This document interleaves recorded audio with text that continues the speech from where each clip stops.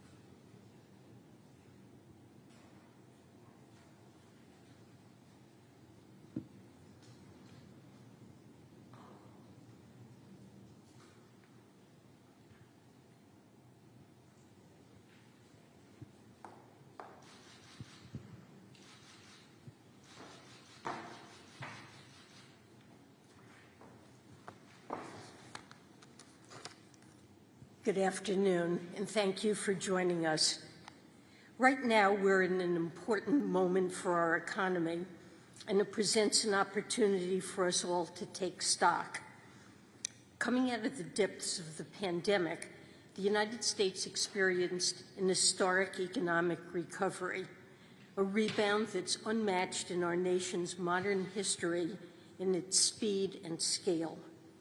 Right now, even in the face of global headwinds, including a war in Europe and successive variants of the pandemic, our economy remains resilient.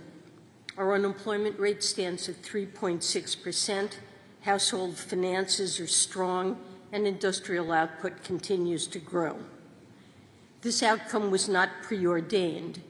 In January 2021, when President Biden and this administration took office, the unemployment rate was at 6.4%. 834,000 new jobless claims were being filed each week on average, and 20 million Americans were receiving unemployment benefits. Only 1% of Americans had been fully vaccinated against COVID-19, and over 3,000 people were dying from the virus each day. In many respects, by the time President Biden took office, our economy had been brought to a standstill. At its core, our remarkable progress since then has been driven by this administration's policies, particularly through timely and targeted fiscal support in the rescue plan, combined with a vaccination effort that allowed businesses to reopen and Americans to get back to work. Over the course of the administration, our economy has created over 9 million jobs, and the labor market is now at full employment. In 2021, we saw the biggest single-year decline in unemployment on record and the biggest year of economic growth in almost 4 decades. Fixed investment has recovered to pre-pandemic trend in just 2 years. By comparison, in the last 2 recessions, this never happened. And during this time, we also reduced the deficit by $1.5 trillion. These statistics are not abstractions. They represent American workers back at work, families with more financial security, and businesses, small and large, that have been able to hire and grow. As President Biden has said, we've entered a new phase in our recovery, focused on achieving steady, stable growth without sacrificing the gains of the last 18 months. We know there are challenges ahead of us. Growth is slowing globally, inflation remains unacceptably high, and it's this administration's top priority to bring it down. We know how difficult higher prices can be for families, how they can squeeze a household budget, and how challenging the past 2 years of disruption caused by COVID-19 have been. And that's why this administration mounted an historic vaccination campaign to get the pandemic under control, and why we're laser focused on bringing down prices. The same factors that have driven inflation to record levels internationally in peers like Canada, the United Kingdom, and the Eurozone, those factors are hurting Americans as well. These challenges also include Vladimir Putin's illegal and shameful war in Ukraine. More than half the inflation experienced in 2022 reflects rising food and energy costs, global fallout from Russia's invasion. And it also reflects the lingering impacts of the pandemic, particularly in China, where repeated lockdowns have brought their economy to a halt. While the Federal Reserve has the primary role in bringing down inflation, the President and I are committed to taking action to drive down costs and protect Americans from the global pressures we face. That includes the President's historic release of 1 million barrels a day from the Strategic Petroleum Reserve, which helped reduce the price of gas by between 17 and 42 cents per gallon, according to a Treasury analysis this week. Americans have seen additional relief on this front, and in the last few weeks, prices have declined by over 60 cents a gallon in total. Our efforts also include the work we've done to develop a cap on the price of Russian oil, a way to ensure a steady flow of oil onto the global market, while denying Putin revenue for his military. At a time of global anxiety over high prices, a price cap on Russian oil is one of the most powerful tools we have to address inflation by preventing future spikes in energy costs. The reconciliation package announced yesterday will also help ease inflationary pressures by lowering some of the biggest costs families face, including energy, health care, and prescription drugs, all while making historic investments in fighting climate change and reducing the deficit. Importantly, this bill will also make sure we finally have the resources we need to ensure that wealthy Americans are not able to avoid paying the taxes they owe. These efforts are long overdue, and Congress should pass it immediately. This context, including the successes of the last year and the global challenges we face, is critical in understanding today's GDP data. Most economists and most Americans have a similar definition of recession: substantial job losses and mass layoffs, businesses shutting down, private sector activities slowing considerably, family budgets under immense strain, in sum, a broad-based weakening of our economy. That is not what we're seeing right now when you look at the economy. Job creation is continuing. Household finances remain strong. Consumers are spending and businesses are growing. As one example, in the last 3 months, our economy has created over 1.1 million jobs. In the 3 months beginning each modern recession outside of the pandemic, our economy lost 240,000 jobs on average. Spending by businesses and consumers, the core of our economic activity, rose by 3% in the first quarter of this year and continued to expand in the second. Industrial output, the measure of our manufacturing, mining, and utilities sectors, has shown strong average growth over the first half of the year compared to sharp average declines during past recessions. In the context of today's report, it's important to look beyond the headline number to understand what's happening. The contraction in GDP was driven primarily by the change in private inventories, a volatile component of GDP which subtracted over 2 percentage points off quarterly growth. Today's report shows continued expansion in consumer spending overall and in services in particular, in addition to notable strength in net exports. Overall, with a slowdown in private demand, this report indicates an economy that is transitioning to more steady, sustainable growth. This path is consistent with one that eases inflationary pressures while maintaining the labor market progress of the past 18 months. While our economy has been resilient in the face of numerous shocks over the past 2 years, I should also stress that there are numerous risks on the horizon, many of them global, that we remain highly attuned to. They include the outcome of the war in Ukraine, COVID lockdowns in China, and pandemic-related supply chain snarls. These factors make predicting the future difficult, and we must be clear-eyed and vigilant about the threats they pose. But we cannot lose sight of the remarkable progress we have made from the depths of the pandemic and the tremendous resilience our economy has shown, thanks to the hard work and perseverance of American workers, families, and businesses, as well as effective policy. This progress gives us a solid foundation to confront the challenges ahead of us, and I believe that in the months to come, with skill and luck, it's possible to maintain that strength, particularly in the labor market, while easing the tightness that has driven inflation. And with that, I'd be happy to take your questions. Hi, thank you, Secretary. Regardless of whether or not we're in a recession, and you seem to be indicating not,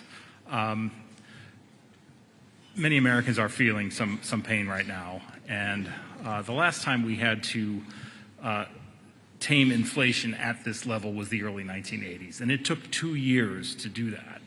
Do you anticipate that this fight against inflation will be a long and grinding one like the early 80s, or will it be faster? And do we need to see some job losses in order to bring that inflation rate down? Thank you. So, with respect to how Americans are feeling about the economy, they're experiencing great stress from high inflation. We simply haven't seen anything like this since the 1970s, and seeing what's happening to food prices and energy prices and rent and other prices in the economy is making families very concerned about their household budgets. They want to see it end, and this is pressure that's real, that we recognize, and it's the president's top priority to bring inflation down. I think the key job here is the Federal Reserve's. They're clearly moving to address that and have indicated their commitment to bring it down. This is a very unusual situation in that coming out of the pandemic, we have a set of supply chain challenges that continue to affect the economy, an example being the ongoing shortage of semiconductors that's holding back production of vehicles. And it's hard to know just what the time frame is for those supply chain pressures to resolve and to ease. I think there are some positive signs that we're seeing that suggest that inflation is likely to come down in the days ahead, but the proof of the pudding will be in the eating. But the Fed is taking the right measures. The administration and Congress are taking very important supplementary measures. As I mentioned, the releases from the Strategic Petroleum Reserve that have been one factor working to bring down gas prices, and the legislation that will make an enormous difference to prescription drug prices and serve to hold health care costs down. The investments in energy and to address climate change will, over time, improve greatly our sense of security about energy and make us much less vulnerable to global shocks. And as you know, we're working with our allies on a price cap to avoid further upward pressure on oil and gas prices.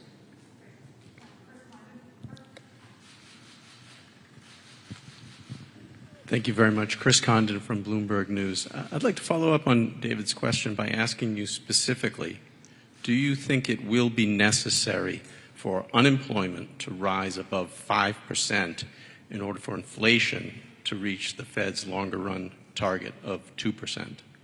Thank you. Well, I believe, as I've said, that there is a path to bring down inflation while maintaining a strong labor market. And most estimates of the natural rate of unemployment are lower than 5%. Now, it's not a certainty that that can be done, but I believe there is a path to accomplishing that. And as Chair Powell has said repeatedly, that would be his objective to try to accomplish that, and I would consider that a good outcome as well. Clearly, we are seeing a slowing in the economy and in demand that's appropriate and necessary to transition from rapid growth and recovery from a serious job shortfall to now a very strong labor market. We need to see a slowdown in growth. We are seeing that. I do believe there's a path by which we maintain a strong labor market like that.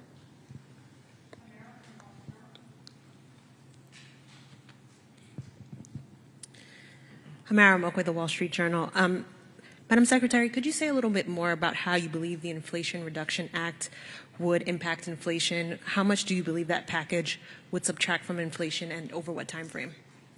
So I don't have numerical estimates for you, but I see that as making a very important contribution to lowering the cost of prescription drugs, which is, for many households, a very severe burden on their household budgets. This is something that policymakers and members of Congress have sought to accomplish for many, many years, and it's a great achievement if it can become law and will certainly help. And with respect to health care premiums, the funding that's provided there is going to be important in holding down health insurance costs for many Americans. So these are two important contributions that we should see come into play as soon as the legislation is passed and put into effect. Beyond that, there is deficit reduction in the bill, and over time, that I see deficit reduction as an appropriate accompaniment to the policy changes the Fed is putting into effect. Secretary Yellen, in today's GDP report, we saw very high nominal GDP growth. How does that high level of growth jibe with the idea that the economy is slowing? And does it suggest that the economy is going to have to slow down at an even more aggressive pace in order to get back to 2% inflation? Well, I mean, we had high nominal GDP growth because inflation is high, and that shows up in the GDP deflator. Real growth was reported in this advance report as a negative number, and that's a better metric to look at in assessing the overall performance of the economy. So I see the last several quarters as exhibiting a significant slowdown in the pace of spending in the economy. And when you look at the details in terms of spending components, we're in a period where there's very significant fiscal drag. Government spending made a negative contribution to GDP. We saw a negative contribution this quarter, huge from inventories.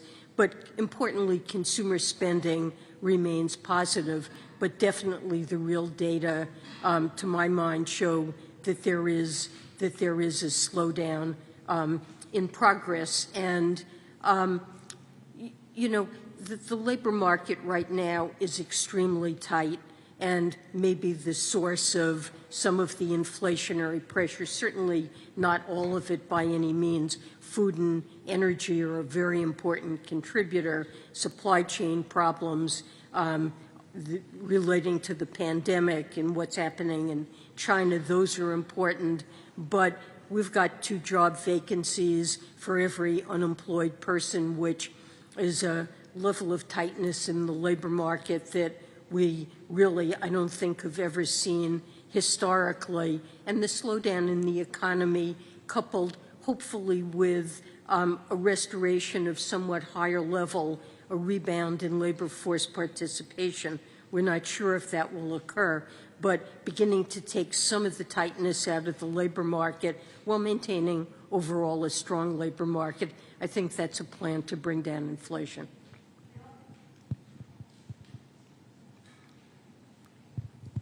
Thank you so much, Madam Secretary. Kayla Tausche from CNBC. Is there such a thing as a mild or a partial recession, as some have suggested? And if so, what would that look like? And second, are you committed to staying in this role until growth and inflation stabilize? I will stay in this role as long as President Biden finds my contributions to be useful. I serve at his pleasure. And I'm sorry, what was the first part of the question was? Is there such a thing as a mild recession? Well, sure. Recessions are different. And we had an extremely severe recession following the global financial crisis when unemployment rose to around 10%. And it took really a decade for the economy to get back to full employment. We've had milder recessions, certainly, than that. There's usually been a significant increase in the unemployment rate, but they do differ. And, you know, this is a very unusual situation where we have a slowdown, the labor market remains very tight. You know, we could see some mild easing of pressures in the labor market and yet continue to feel we've got a good, strong labor market that's operating in full employment.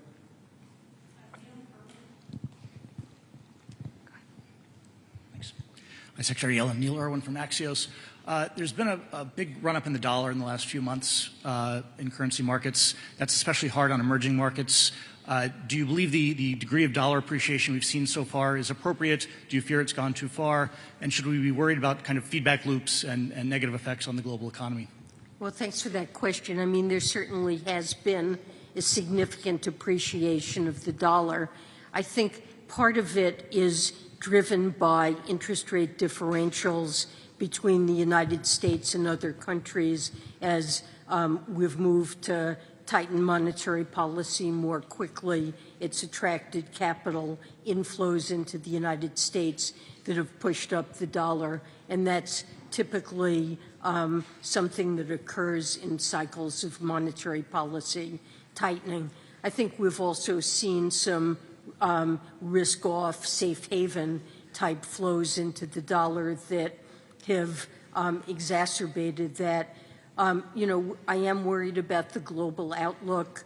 The IMF and World Bank have, on several occasions now, downgraded the outlook. A strong dollar creates, for some of those countries, pressures on their economies, especially when there's dollar-denominated debt that becomes harder to pay off. So a rising interest rate, strong dollar environment can create pressures in other parts of the world, especially at a time when all of us are suffering from the impacts of Putin's war that are driving up energy and food prices and creating real burdens on most countries around the world, and particularly the lowest income countries. We are seeing more countries that are likely to experience debt distress. So this is a stressful environment for many countries around the world. You know, some countries are benefiting from higher commodity prices, though, so it's an offset and it differs. But you asked about self-reinforcing cycles, and I don't see that occurring at this point. I don't see that kind of distress developing anywhere that I'm aware of. Thank you. Jeff Stein with the Washington Post. You know, the polling shows that most Americans feel like we're in a recession. Why have this drawn-out semantic battle? You know, the administration has been on this offensive to define a recession a certain way. Why have this semantic battle, especially when so many Americans feel like they were misled last year? especially given the chance that things could, again, change and we could actually, have a recession by the definitions that you're outlining. And I think we should avoid a semantic battle. I've tried to do that in my remarks today.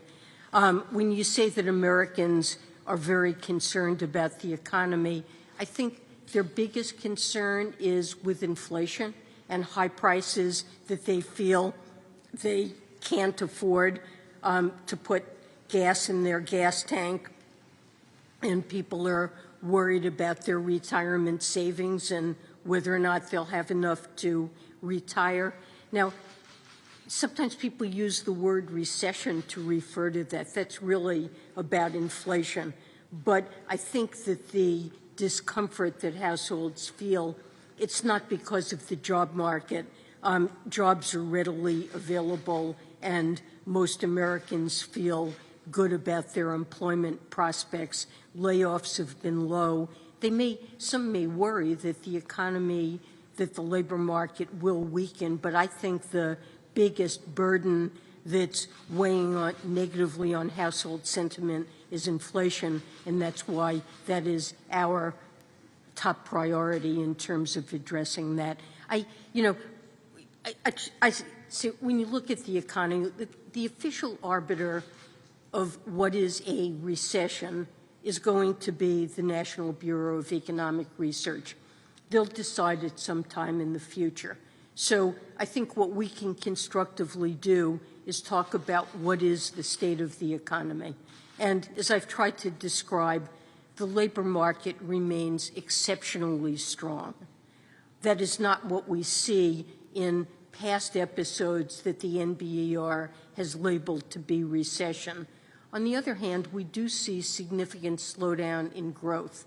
That's to be expected given how rapidly the economy grew when it was recovering from the pandemic and all of those job losses, and policy was designed to do that. We should expect to see a slowdown. This economy is at full employment.